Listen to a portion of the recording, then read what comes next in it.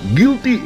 Yan ang naging hatol ng hukuman kay First Lady Lizatanas Maggs sa kasong katiwalaan na matagal nang iniimbestigahan. Sa inilabas na desisyon ng korte, idineklarang may sapat na ebidensyang nagsasabing siya ang itinuturong utak sa likod ng umano'y malawakang anomalya sa ilang proyekto ng pamahalaan. Sa pagdinig, hindi na pigilang humagulgol ang First Lady habang binabasa ang hatol. Ayon sa mga ulat, ilan sa mga dating kasamahan ni First Lady Lizatanas sa nasabing mga transaksyon na nagsimulang magsiwalat ng impormasyon at nagkumpisal sa kanilang mga naging papel sa operasyon. Mas lalo pang lumakas ang kaso nang ituro siya mismo ng mga ito bilang pangunahing promotor at tagapagplano ng mga maanomalyang gawain. Ilang dokumento at bank records ang isinumiti rin bilang ebidensya. Sa ngayon ay inaasahang maghahain ng apela ang kampo ni First Lady habang nananatili naman ang katahimikan ng palasyo ukol sa Uminit ng bangayan, nananawagan ng ilang political analyst na maghinay-hinay ang magkabilang panig at pairali ng katotohanan. Samantala, tigulo pa rin ang bibig ng palasyo kaugnay sa banta ng kaso. Ngunit inaasahang maglalabas sila ng payag sa mga susunod na araw. Patuloy namang nakaabang ang publiko sa susunod na kilos ni Duterte at ng kanyang kampo sa gitna lang lumalalim na sigalo sa pagitan ng dating Pangulo at ng kasalukuyang administrasyon. At yan ang balitang ating pakakatutukan. Ngunit bagong lahat, siguraduhin mag-subscribe at hit ang notification bell para sa patuloy na pagtutok sa mga silap ng bagong balita sa tunay na boses ng masa. Sa Kamara may panukalang nagsusulong sa mandatory random drug testing sa lahat ng elected at appointed government officials. Pero inalmahan ito ng ilang mambabatas dahil labag daw ito sa konstitusyon, lalo't hindi ito kasama sa qualification sa mga tumatakbong kandidato. Ang tanong ng bayan, sinusuportahan mo ba o hindi ang panukalang dapat dumaan sa mandatory random drug testing ang mga elected at appointed official ng gobyerno?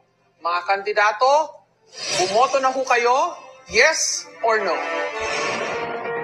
Okay, so habang bumoboto sila, actually ang inano dyan, ang pinagharap, yung abogagong dalawang abogado naman basura. ang magtatapatan, Ayan. Attorney Vic Rodriguez at Attorney Luke Espiritu.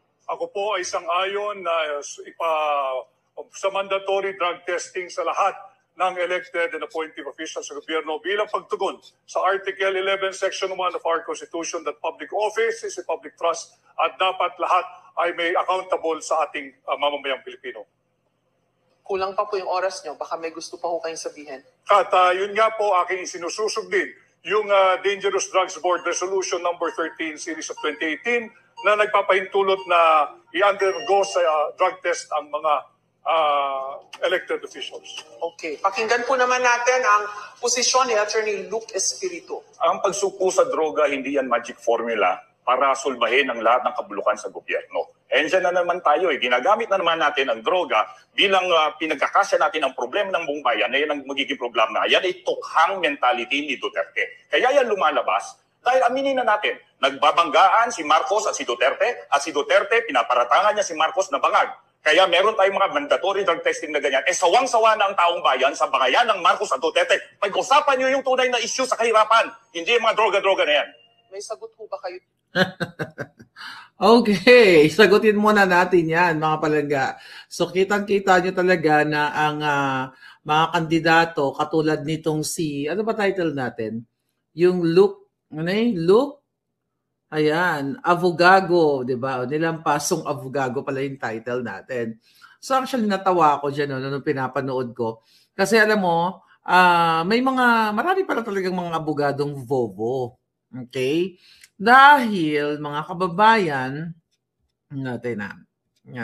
transcribe natin sinabi niya. Ito.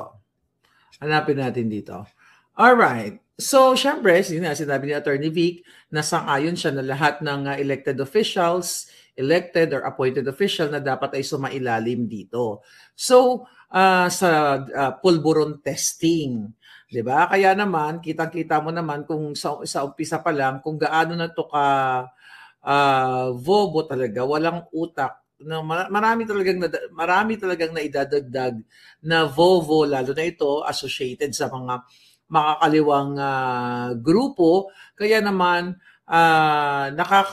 nakakatuwa dahil nakikita ninyo kung gaano, kung gaano ka walang kwenta yung ibang mga tumatakbo na senador. So, ang sinasabi nilang ni Attorney Vic, lahat diyan sa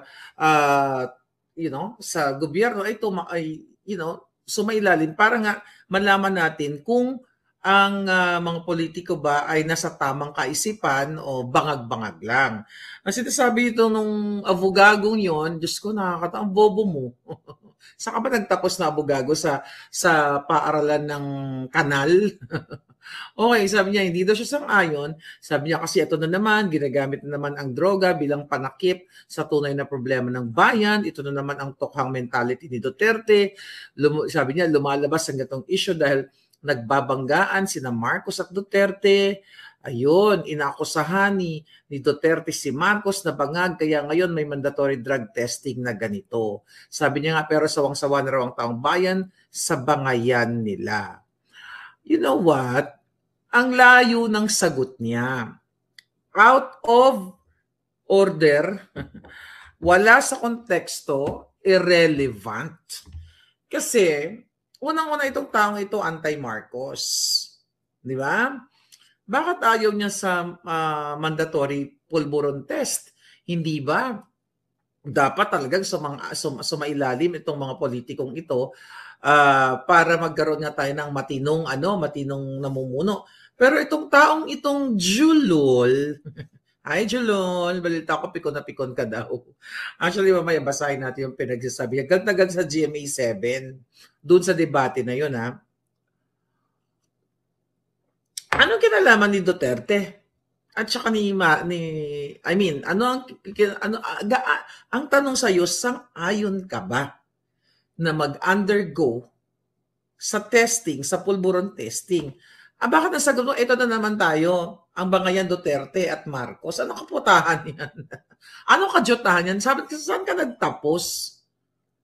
Gunggong, abogado ka ba talaga o abogado ka ng mga buang o abogado ka ng mga rebelding mga kaliwa? Mga kaliwa ba itong taong? Hindi ko ito kalala eh. Di ba? Anong kadyutahan ito, Luke? Look. Hindi ka sang-ayon, sabi niya, ginagamit ng droga bilang panakip sa tunay na problema ng bayan. Ano ang tunay na problema ng bayan? Dapat nga magkakampi kayo ni Attorney Vic Rodriguez eh. You know why? Yung pinaglalaban nito, Victor Rodriguez, Kingmaker, the hard copy. O diba? The hard copy yan. Ay, meron na ba kayo niyan? Andiyan yung information sa baba. Ang pinaglalaban niya, katulad ngayon, yung national budget, yung pangdorobo, yung kriminal, illegal, at kung ano pang pwede mong i-describe yan, sa national budget na dinoktor na nag-filled in the blanks ang Judas na si Marcos Jr. at ang kanyang mga kasabwat, yung asawa niyang adik. Kung ikaw ay anti-Marcos ka at para ka sa Pilipino, abogagong, Diyos ko po, ano ba ito nangyayari sa Pilipinas? Diba? Dapat nga magkakampi kayo. Ipinaglalaban niya na ang national budget, ipinaglalaban ni Victor Rodriguez, number 56 sa balota, okay, na mabigyan, okay, ng hustisya yung ginawa ng bugbagag na ngagba na administrasyon, Marcos Jr. administration, mabigyan ng hustisya ang taong bayan sa ginagawang pangdorobo sa inyong lahat. At kasama ka na dito, avogago. Hindi ka sang-ayon? Ito paano naman naging panakip ito na sinasabi mo, itong issue sa pulburon ay ginagamit na panakip sa problema ng bayan? Hindi ba usapin ng bayan yan? Nakaliwat kanan, may mga ginugurgur dahil talamak ang mga addictus benedictus katulad ni Marcos. Paano naman pinagtakpan ni Duterte, okay, ni Pangulong Duterte, o ni Attorney Vic Rodriguez? Sabi niya kasi ito na naman ang tukang mentality ni Duterte, ito na naman lumalabas na ganitong issue dahil nagbabanggaan nga daw, ganyan-ganyan. Sabi niya, ang dapat daw pag-usapan ay ang tunay na issue ng kahirapan, hindi droga. Wow! Akala ko ba concerned kayo doon sa mga sinasabi ninyong mga nababawian ng buhay? 'Di ba? Doon sa human rights. Hindi ba may karapatang mabuhay yung mga ginugurgur ngayon, mga bata, matanda, ng mga random na addictos katulad ni Marcos? Okay? At nagugurgur yung mga bata yon dahil nag-over-D na itong mga addictos na ito dahil ang mafia, ang pulburon manufacturer ay baka nasa loob na ng Malacanang. Paano mo nasabi Avugagong Look, kung ano sabihin yung apelyido niya? Baka sabagay, matalino naman kayo, hindi naman kayo magboboto ng gigil na gigil. Bakit ka gigil na gigil? Di ba? Parang gusto mong lumunok ng tao, di ba? Wala kang karapatan magganyan. Nanliligaw ka sa boto ng mga Pilipino. Hindi ka dapat nagagalit. Tignan mo pa, smile lang yung aming number 56 sa balota. It's like saying na bobo naman ito. Ang sabi niya palangga, nitong Avugago, yun nga, dapat pag-usapan, kahirapan, may kinalaman ba ito sa sahod na hindi sapat? Ano yun? May kinalaman daw ba yung pulburon sa sahod na hindi sapat? Actually, sasagutin ko yan, yes. Kaya hindi nabibigyan ng atensyon, hindi lang sahod, ng opportunity, ng trabaho, ang mga tao dahil ang presidente mo, adik. Nawawalan ng trabaho, ang taong bayan, nawawalan ng opportunity, di ba? Hindi lang yung sahod, hindi sapat, zero sahod talaga. Walang sahod talaga. Well, somehow, ang panawagan na dapat magkaroon ng pulburon testing sa lahat ng mga politiko, lalo na ang presidenteng bangag, ay may kinalaman kung bakit maraming Pilipino ang walang sweldo o nabawasan ang kanilang sweldo o hindi sapat. Dahil wala sa tamang kaisipan ang gobyerno ni Bangag. Dapat nga, Avugagong Look, kakampi mo si Vic Rodriguez if you're fighting sa taong bayan. Pero yung gigil mo sa kanya, more on insecure ka. Kasi wala kang ganyang level na dignified, na matalino. Gusto mong gumurgur eh. Diba? Hindi ka vlogger. Ako lang ang pwedeng magalit. Ako lang ang pwedeng magalit, hindi ikaw. Dahil nangliligaw ka sa boto ng Pilipino. Ano sabi pa niya? Mga hitad, may kinalaman ba ito sa contractualization? Okay? Ano pinaglalaban nito? Yung pulburon test daw ba? May kinalaman? Actually, lahat yan may kinalaman. Hindi ka magkakaroon ng kontrata sa trabaho o hindi ka makakapagtrabaho o hindi ka mabibigyan ng opportunity kung ang presidente mo ay addictus benedictus, na instead na pumasok ang mga foreign direct investment, yung mga ipinangako ni Bangag sa pag-ikot niya sa buong mundo, simula na siya umupo para kumuha ng mga foreign investment, may kinalaman talaga yan sa sinasabi mo na contractualization. You're talking about jobs, di ba? Paano ka makakuha ng kontrata, job contract, kung wala kang opportunity? Kasi adik ang presidente mo, kinuha, inubos ang pera. Yan. Saan ka nag-aral? Sa bababang paaralan ng kanal? Pangkanal ka eh. Pangkanal yung jutak mo, wala ka sa hulog. Sabi ni Selma, ang attorney Luke, wala sa hulog, lutang din ang hitad. Simpleng yes or no. Kaya nga, tama ka Selma, simpleng yes or no. Ayaw mo bang drug-free ang Pilipinas? O pulburon-free? Wala daw kinalaman. Ano? Tanginang to, buha ka ng inakapang. Anget pa mo. Anong problema mo kay Duterte? Ako ang representante ni Duterte. Okay? Anong kinalaman ni Duterte dito sa na to, pulburon test na to? Sabi niya, may kinalaman ba ito sa pagtaas ng presyo ng bilihin? Exactly. Kasi habang tumataas ang presyo ng bilihin, Alam mo kung bakit tumataas ang presyo ng bilihin, ha? Attorney Abogagong Luke. Hinahayaan mo kasi, hindi ka kasi nagsasalita. 10 ng kasamaan mong mga dilawan, o ano man ang ano mo, makakaliwa ka ba? NPA ka ba? Associated ka ba? NPA associated ba ito? Bakit tumataas ang presyo ng bilihin? Dahil si Bangag na Addictus Benedictus sa kanyang asawa, ang pinapaboran niya, yung mga bangag din niya nakasama dyan sa Agriculture Department. Yung mga smuggler na patuloy na nag-i-import ng mga bigas, ng asukal, at kung ano pa. Di ba? Instead na magkaroon tayo ng local manufacturers or tayo ang gagawa at tayo ang magtatanim, di ba? Imbis na mag-angkat tayo, the reason why may kinalaman ang issue ng pulburon o dapat random mandatory na tama ba? Random mandatory? Yeah, mandatory na pag-test sa mga politiko may kinalaman sa pagtaas ng presyo ng bilihin. Kasi angkat. Kasi mga addictus, wala silang pakialam sa inyo.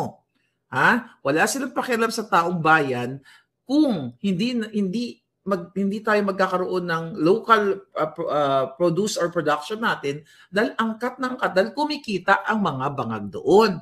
Now ako sumagot kasi limited kasi yung ano doon yung time. Ngayon ang sabi mo pa, sabi niya tigilan na ang bangayan ni na Marcos at Duterte. Tigilan na ang bangayan ng mga Marcos at Duterte.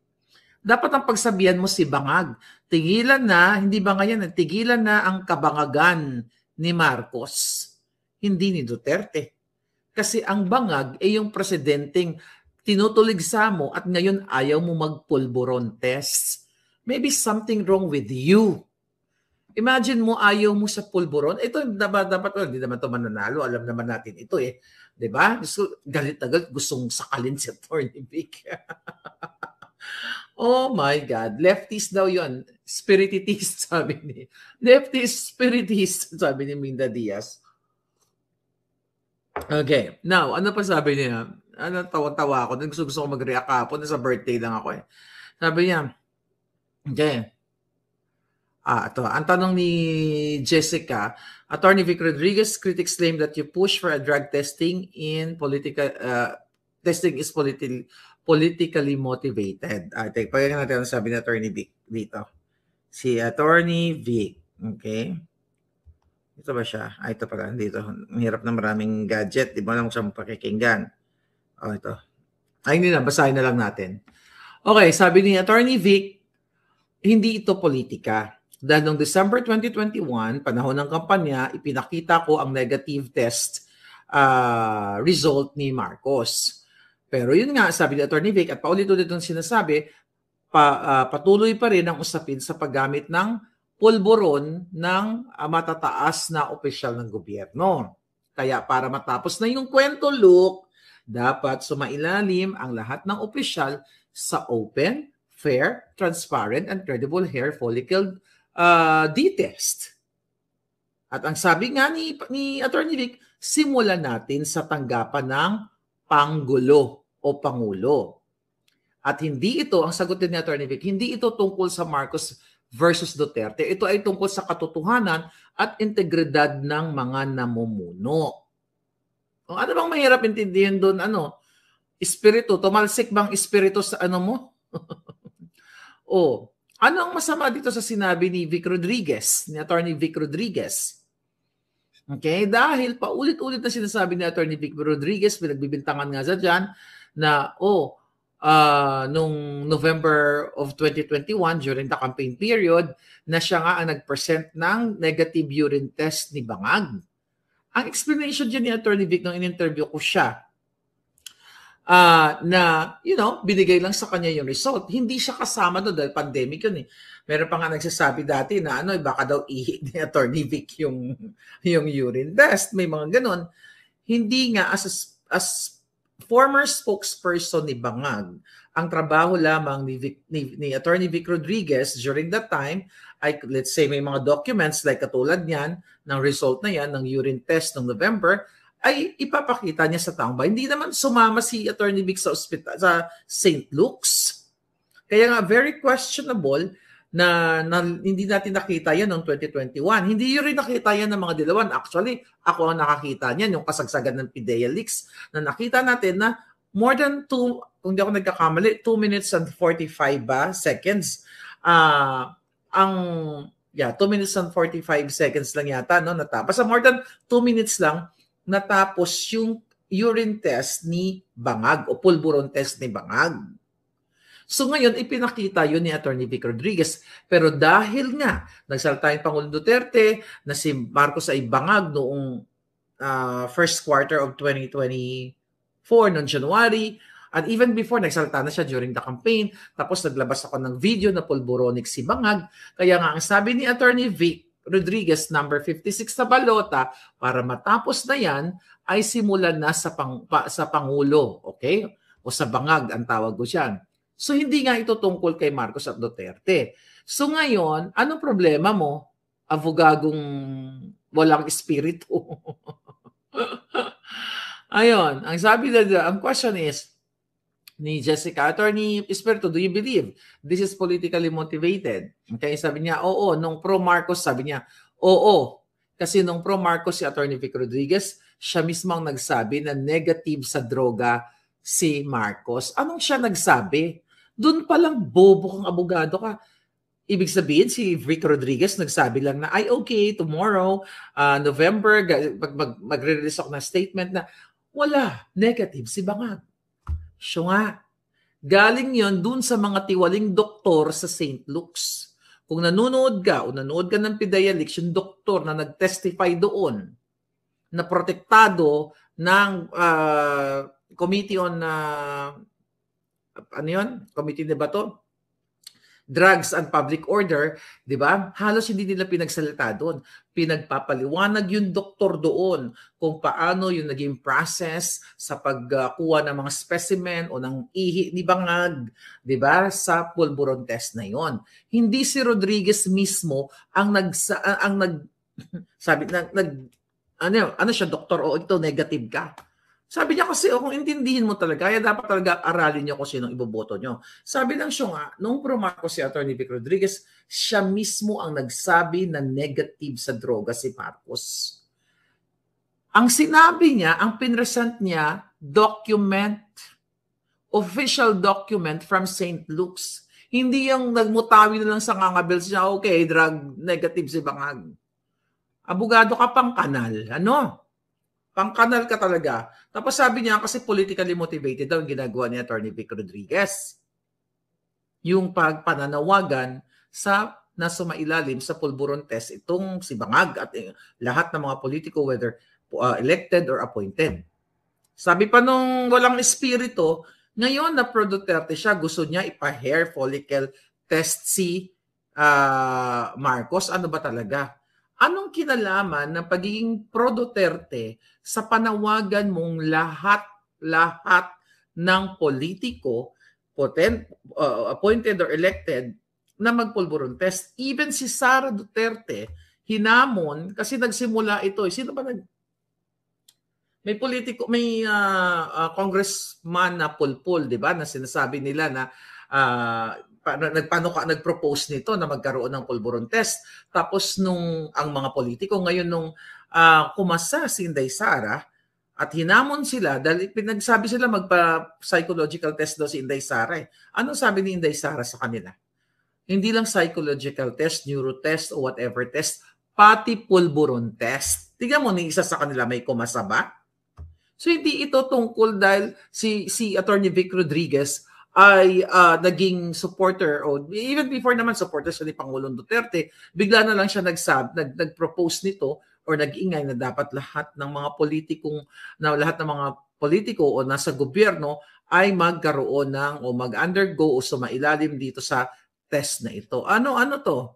Sabi ni walang espiritu. Ang totoo, ginagamit lang ito para sa political agenda. Anong political agenda pinagsasabi mo?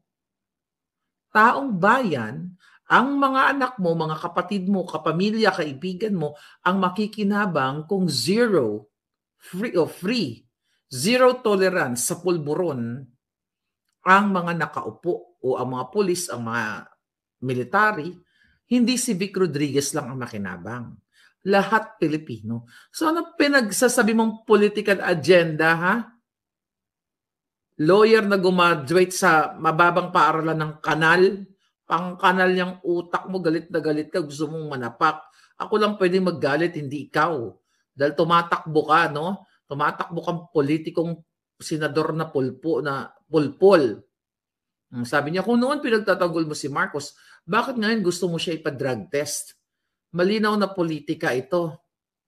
Kung noon nagtanggol mo si Marcos, bakit gusto mo siyang ipa-drug test? Bakit hindi?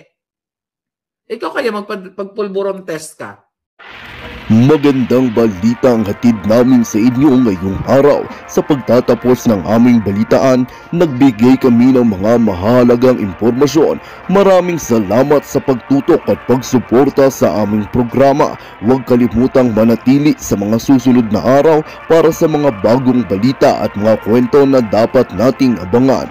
Mula sa Boses ng Masa, magandang araw, Pilipinas!